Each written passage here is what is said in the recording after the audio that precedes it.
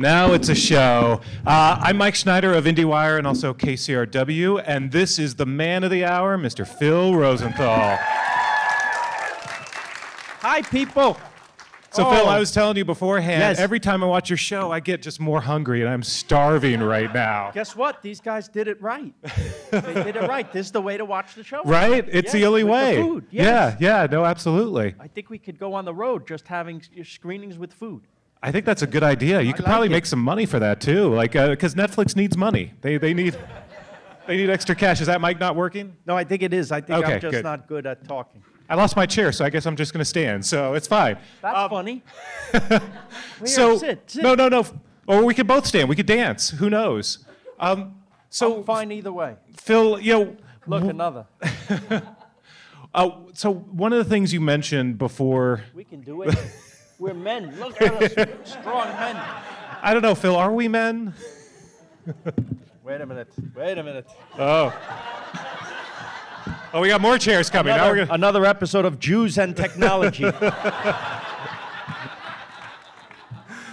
Speaking of Netflix, they just purchased that show in the room, so congrats, Phil. You're going to be busy. Oh, the bottom. Okay. Oh, you didn't want to watch me collapse in front of all of you? We left out the most important part. Yeah. All right. Here we go. He did it. All right. That's episode 1. Kaboom. So, Phil, one of the things, yeah, we're okay, right? They're waiting. They would love it. One of your ongoing themes, which I love, and you actually even wrote a little bit in a Hollywood Reporter yesterday, is sort of you're really sort of trying to advocate that people just explore more, that they get out more, that your show is hopefully, and you do it at the end of the episode, sending a message that this is a small world.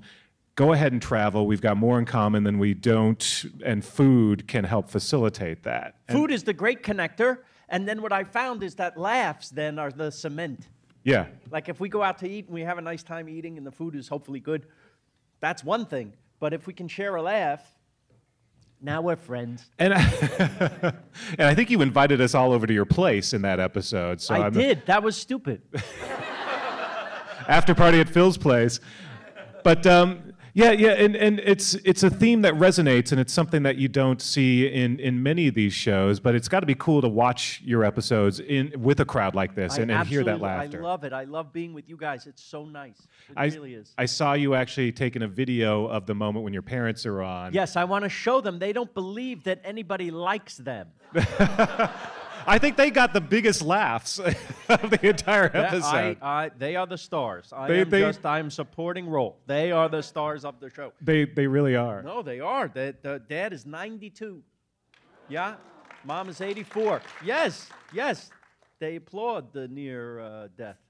But no, he's still. It's all there. The jokes are great. I don't think they're his. I think they're from Greek times. I don't know how. But he remembers them. He really does. Yeah. I mean, he remembers them more than, his kids' names, I think, are those jokes. Always ready. Always ready. Well, I mentioned to you, so your new batch of episodes, by the way, comes out July 8, I believe? July 6th. Yes, I'm excited. I'm so excited. So phase 2, and Yes. one of the places that you feature is your old hometown. You go back to New York, and it's a very personal episode. Very personal because my family's there. We go what I call the birthplace of the blues, my mother's kitchen.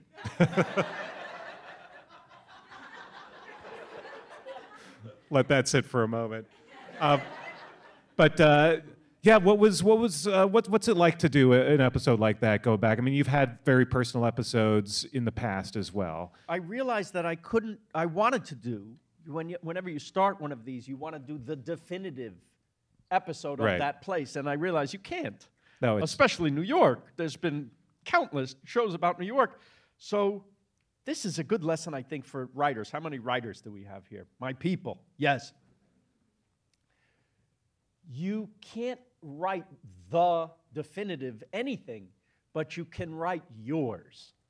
Yeah. So what you see is my New York. And I learned a long time ago that when you get as specific as you can possibly be, right, with the stuff that matters to you, therein lies the universality. Yeah. because we all relate to each other's specifics, even if they're not our own. We identify with specifics. Well, that's good, because I don't want to see you just sort of give us, this is definitive New York. The reason why we're watching this show is this is Phil. This is Phil's take on it, and that's a big part of it. But you always think that that won't be good enough. Right? At Well, least I do. You're mentioning that people now are sort of, as they're traveling, they're actually doing the Phil tour, that they're actually sort of taking some of your advice. And I love that. Yeah. Well, listen, at the very least, whether you like me or not, you're at least getting a guide to these places, because I'm getting great tips. We have a whole research department, 0.0, who actually produced all of Bourdain's shows. So they were on the road for years and years and years, and they have fixers in each location. So they advise me. And then beyond that, we can all look at the phone and look up and cross-reference, even starting with Yelp in each place, and then cross-referencing. Never just go by one, especially Yelp, because sometimes it's highly rated just because it's $1, you know? But when you start to see the different reviews, they're all mentioning this one spot. Maybe it's worth going there. And then, of course, we get there, and you're asking the locals. And we always leave a little room in each episode for serendipity, you know? Yeah. One place sometimes leads to another. Yeah. They tell you where to go. So I'm going to turn you on to something. It's launched quietly. It's what do you call it? A soft opening, I guess. PhilRosenthalWorld.com. Every place we've been and every restaurant we went to and everything yes. So it's out. It's there right now. PhilRosenthalWorld.com. Yes. Wow, that's great. Yes, and so everything we've been to in both I'll Have What Phil's Having, the PBS show, and the Netflix show, they're all there. And then when the next 6 come out, all those will be there. Yeah. Yes. Fantastic. So Yes. that's a good rule of thumb as we start to travel. Yes. Well, Phil, I know you've been into food for a long time, and I enjoy eating. and you started investing in restaurants. Yes. You know why? I'm not very bright. Yeah, I was gonna say it's not necessarily the best use of your money, No. but you know there's enough Raymond money to go around. I'm so. supporting the arts. Yeah. I Well, support the arts anyway. I and- believe in arts education. My wife and I, that's our big thing. Yeah. And to me, you know, why should our sense of taste be any less than our sense of sight or sound? It's an art form. Yeah. You saw Massimo, right? Yeah, these are artists. And These are artists, and the best kind, And- because you can eat it. exactly. And so I think it makes our world better. Yeah. And you've had a chance to really get to know a lot of these artists and Yes. count them as your friend now. I mean, Yes. this is sort of the dream, right? I mean, Yes. like you mentioned in this episode, you've got friends in every city, chefs in every city, and that must be for a foodie like yourself. I mean, you are living the dream. This is just one big boondoggle, right? Yes, but I meant what I said. If we didn't eat a bite, I would still love those people. Yeah. They're great people. You know, listen, here's the message. You're never going to be as young as you are right now. I thank God my legs still work when I go, right? That I can walk up the hill to see the nice view. Go now. Don't wait. You don't know what's going to happen. How intensive is shooting this show? For me, Yeah. not very hard.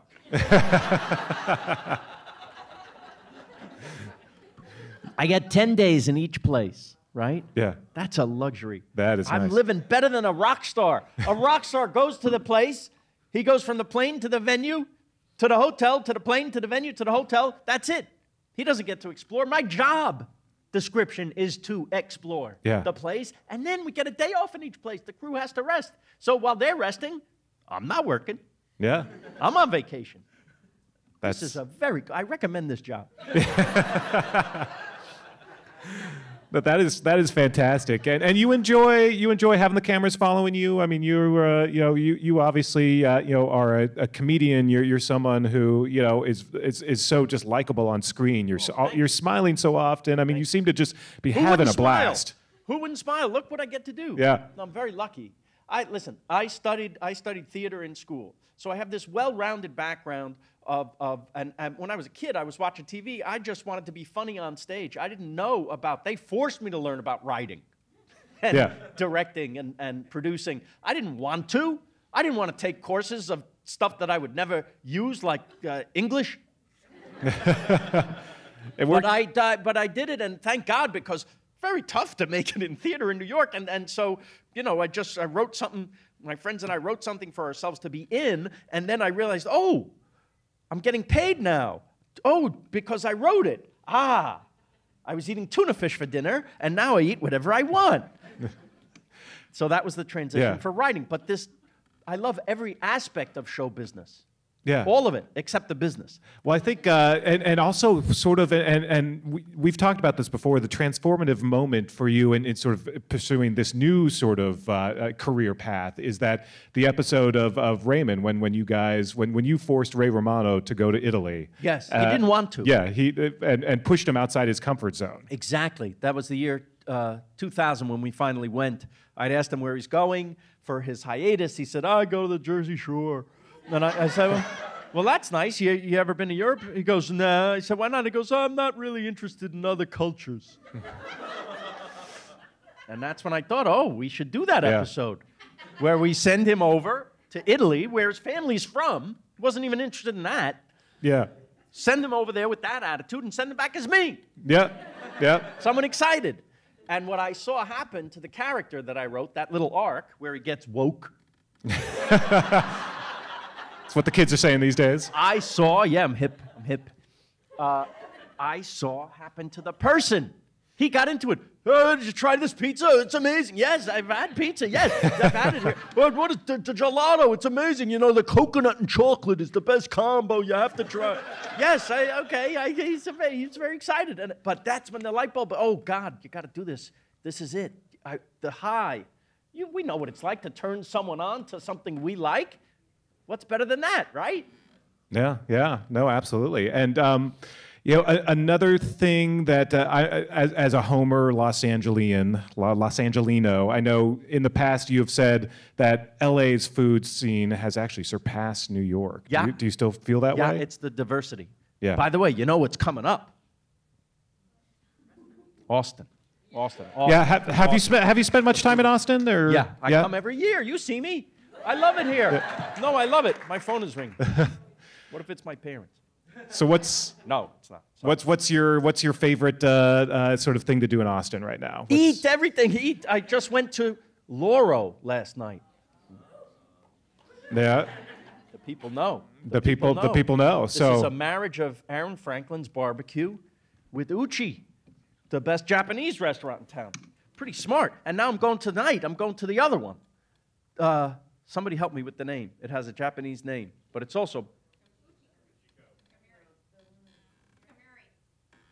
Kamiri. But it's more to it. That's it. So either way, this will eventually be on philrosenthalworld.com as your pick to click for Austin. Why not? It's great. And I can't wait to do the Austin episode if we get to live that long. Yeah. Yes. Yeah. So what's obviously the new batch of episodes are coming out in a couple weeks. After that, what's the plan? Do people know what's coming? Yeah. Tell us a little bit about your favorite episodes this time. Venice, New York, we mentioned, Copenhagen. Yes, Dublin and the whole east coast of Ireland, beautiful. Cape Town, South Africa. Yes. Buenos Aires.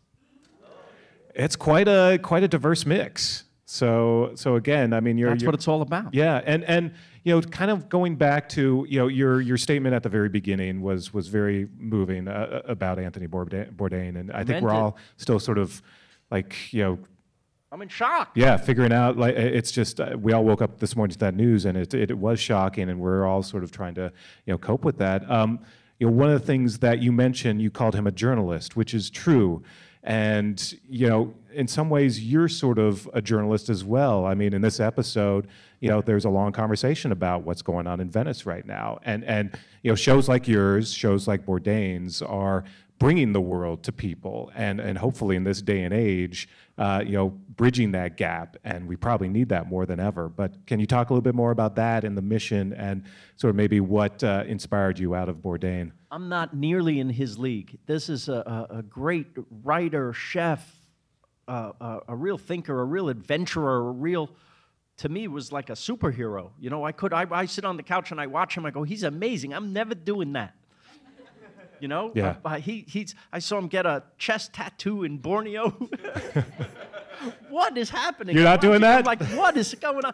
He was an amazing man. Yeah. Really, truly, one of a kind. And you can't say I'm a journalist. I'm a curious person, but I don't have the discipline or the, I don't know what makes a journalist because it's so not my field. I was asking questions in this episode as a curious person. Yeah. You know, someone who sees a place that he loves, maybe something bad is happening, you know, a little bit like the United States. But we just ask what's going on, right? Yeah, yeah. As people. Yeah. That's all. And that's where good journalism starts, right? Is curiosity. Exactly. So, right. and that's something that Anthony Bourdain So I guess did we quite all a bit. are. Yeah, to some degree. Yes. So, well, we have time for some questions. Nice. So I let's like the people. open it up to the people. Turn the lights on so I can see the people. To the audience. So, do we have a mic that we can run around? Or just yell. Oh, here's the mic. Yeah. So, all right. If you got some questions, raise your hands, and someone can run over, and it's your chance to get some restaurant recs from Phil. I can't see a thing. They've got food in their mouth still, maybe. How was the food? Yes? Nice. Okay, we got one up here. So. I ate nothing. I was serious when I said I was hungry. I'm hungry now. Luckily, I'm in Austin. Exactly. Somebody told me about these tacos, 1 in a million. Yes, I should go? Yes. Breakfast tacos, right? Okay.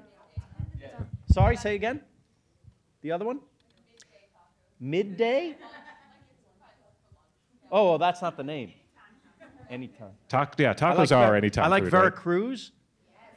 And my first stop on the way from the airport every trip is Torchy's. I hurt myself.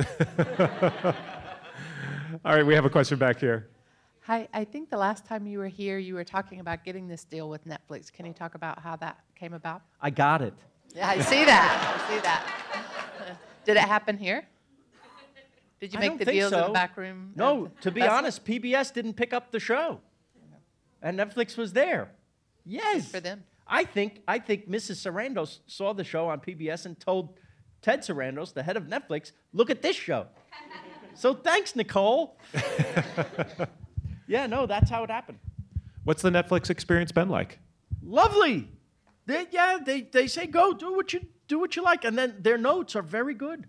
You know, they're very smart. They come from very disparate backgrounds. The people I work with are great. I love the marketing people, the publicity people. Julia's here. She came here just to hold my hand today. Very sweet and very, very supportive and nice.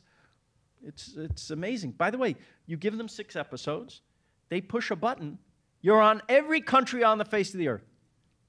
Yes. Yeah.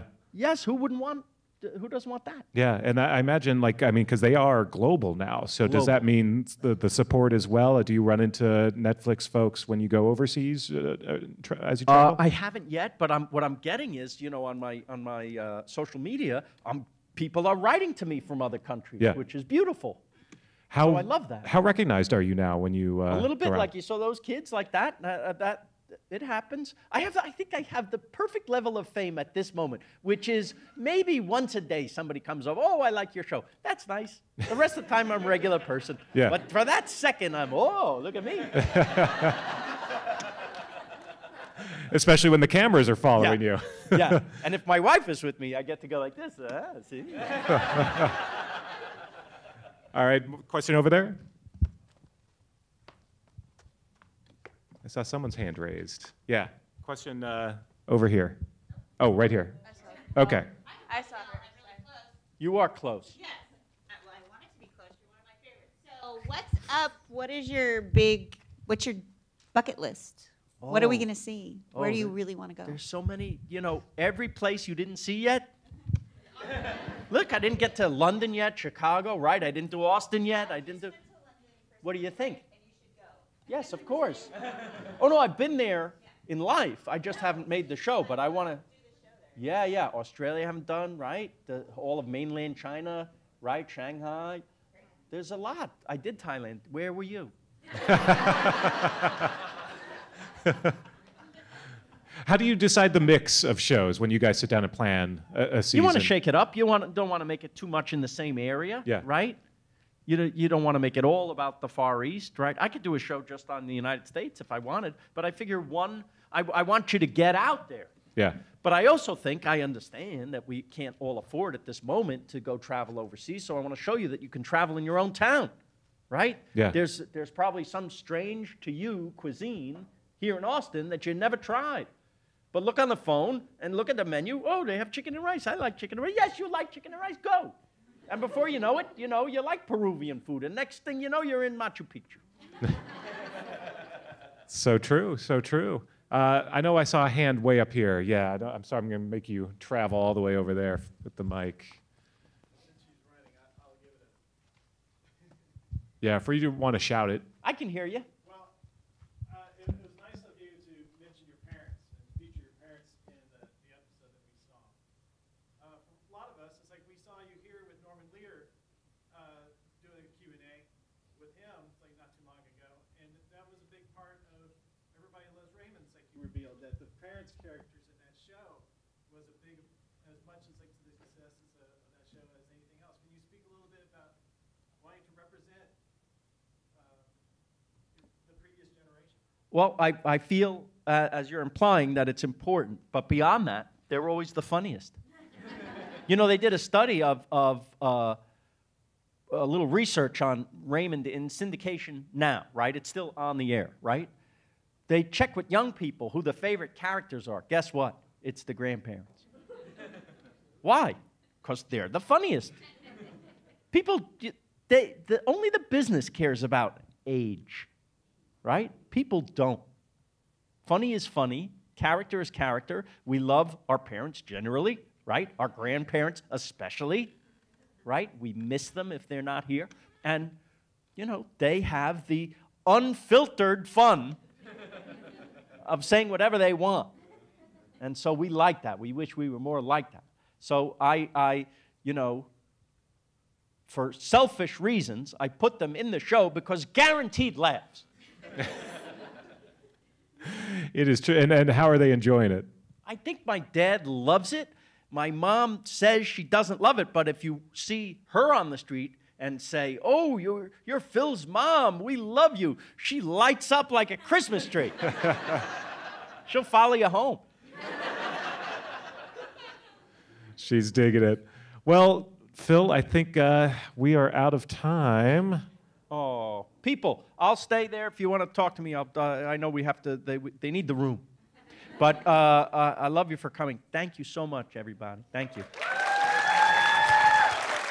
And please, somebody feed Phil.